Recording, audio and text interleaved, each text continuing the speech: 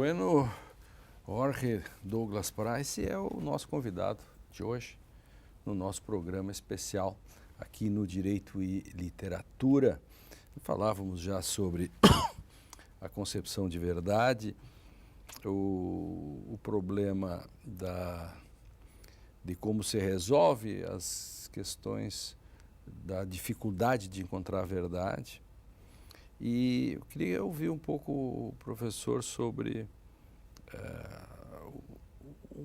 rápidas pinceladas sobre o que pensa sobre a dicotomia positivismo, justnaturalismo, que é uma questão que ainda está forte em alguns lugares. E depois o que pensa sobre princípios e sempre ligada a essa questão sua, sempre pode continuar na sua área de delimitação, né? Não quero que precise sair sobre a sua teoria da decisão, por exemplo. Sim, a primeira questão é a dicotomia justnaturalismo-positivismo.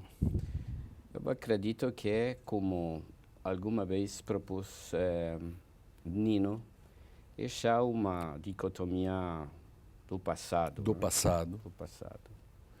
Concordo. Porque essa dicotomia tem sentido, primeiro, quando a planteou Kelsen, para criticar, o primeiro crítico é Kelsen, criticar a teoria do poder, assentado sobre o discurso da única moral, que é o problema de fundo. Problema universalismo, multiculturalismo é um problema, sim, atual. É um problema que nós temos que discutir.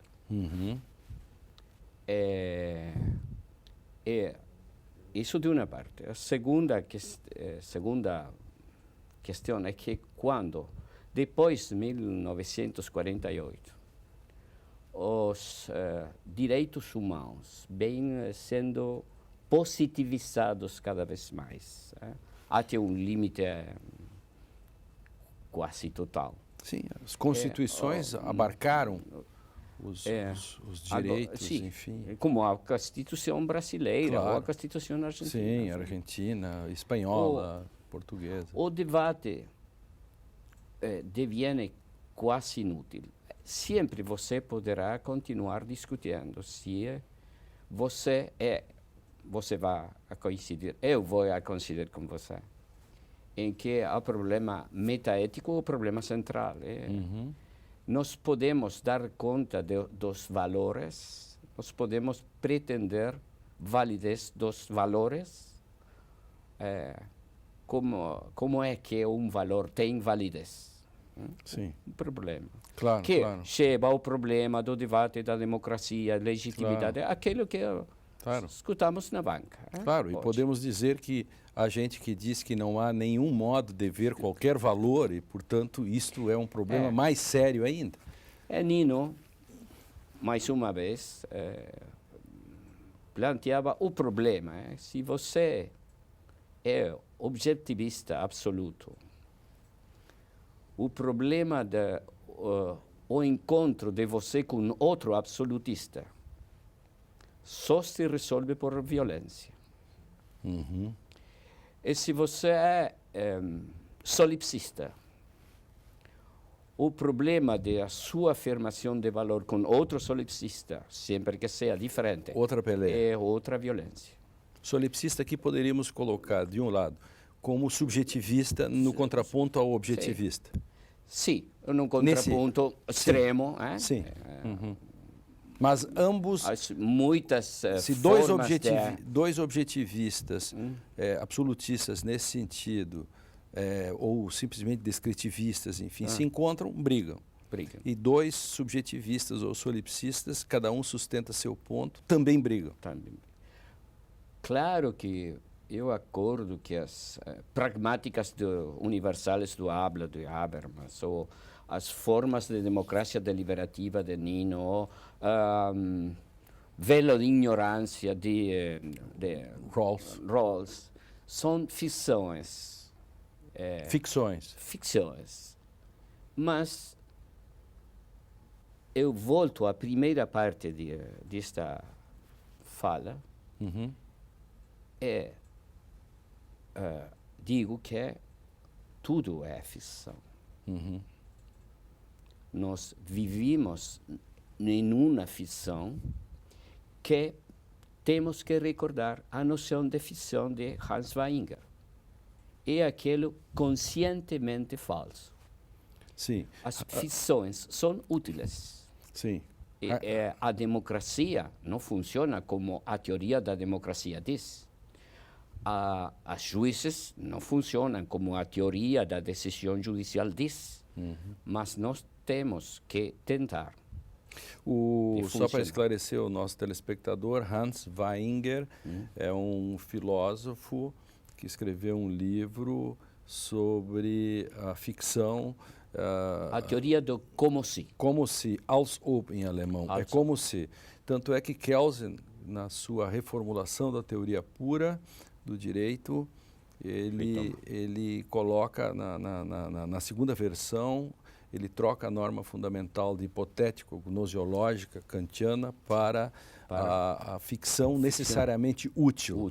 Exatamente, que aí a ficção ela é necessária, porque é como se eu sei que o juiz não é imparcial, mas o sistema só funciona se eu me comporto como se ele fosse. Como se ele fosse. É aí a necessária ficção, é nesse sentido, né, que funciona. É como ir ao futebol também. Eu sei que o árbitro não vai apitar direito, eu posso pensar isso subjetivamente, mas eu vou ao estádio porque é como se ele fosse imparcial e fosse apitar bem e tivesse imbuído das melhores ideias e melhores desejos. Magari sia uma piada. A regola de Dworkin de que o juiz, o árbitro do futebol, quer continuar sendo juiz ou árbitro de futebol. É uma regra institucional, é uma regra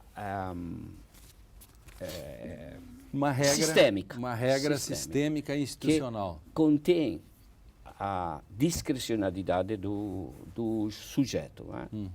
Porque todos poderíamos dizer que um cavalo é uma vaca, um cebu. Mas não arriscamos a dizê-lo porque nossas vidas têm que ver com aquilo que dizemos. Claro. E as expectativas dos outros são nossas expectativas. Isto forma o limite porque quando uno fala da discricionalidade do juiz, pode falar da discricionalidade do pai, do mãe, do Papa, do Presidente da República. Todos fazemos o juiz em muitos níveis. É o limite que não sempre é respeitado. Há quem dizem que um cavalo é uma vaca. Claro, sim. Claro. Podem dizer. Claro, e se for o tribunal, ele pode dizer por último. Agora, isso é sim. O problema é institucional, mas enfim. Como claro. Alguma vez disse Benjamin Cardoso, o Superior Tribunal tem razão porque sou o último. Exatamente, e só por isso. Só por isso. E até pode errar por isso também. Errar por isso. Recentemente, o livro Os Modelos de Juiz, sim. que eu organizei junto com o André Caran Trindade, né, foi selecionado agora como finalista. Parabéns, entre os 10 para concorrer ao Prêmio Jabuti e na categoria Direito. Quais são os modelos de juiz e de que forma a literatura pode nos auxiliar nessa identificação, Jorge? Assim, nas suas leituras e tal, na sua relação. Eu acredito que quizá um texto muito iluminador da teoria do direito, não na literatura propriamente, sino na teoria do direito, seja o texto clássico de François Host, o juez Júpiter, Hércules e Hermes, aquele juiz que é o primeiro modelo de juiz, o modelo de juiz napoleônico. Eu concordo com Legendre. Esse juiz de um Estado que faz uma mudança, em parte fictícia também, e que Legendre disse uma coisa muito desafiante. Finge dividir-se para fazer-se amar. Esse juiz sabe tudo. Esse juiz é Deus, ou o Papa.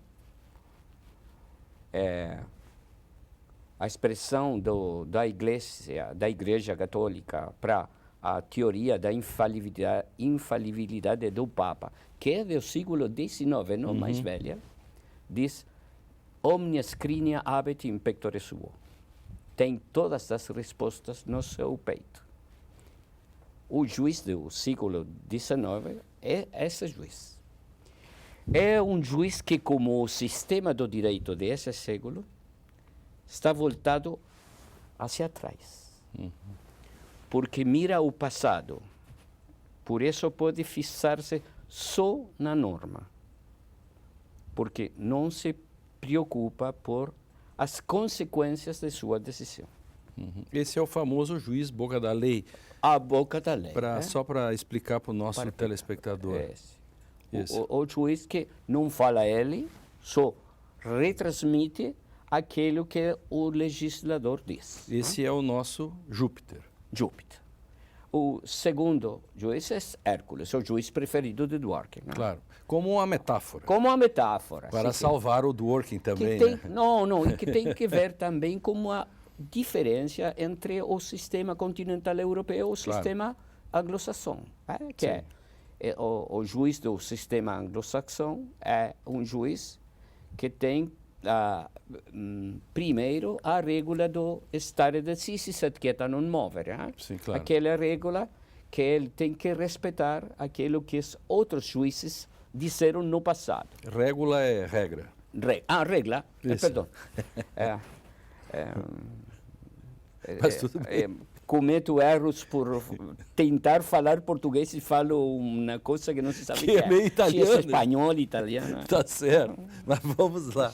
Esse é o nosso Hércules, que Hércules, então, essa é uma metáfora em que ele terá todas as respostas também, mas já não será o Júpiter, obviamente, não. Né? Claro. Sim, um juiz que, como Hércules, tem o mundo sobre as costas. O Hércules carrega o mundo sobre as costas e tem que dar uma resposta. Tem que dar uma resposta, mas tem que ter tudo em conta.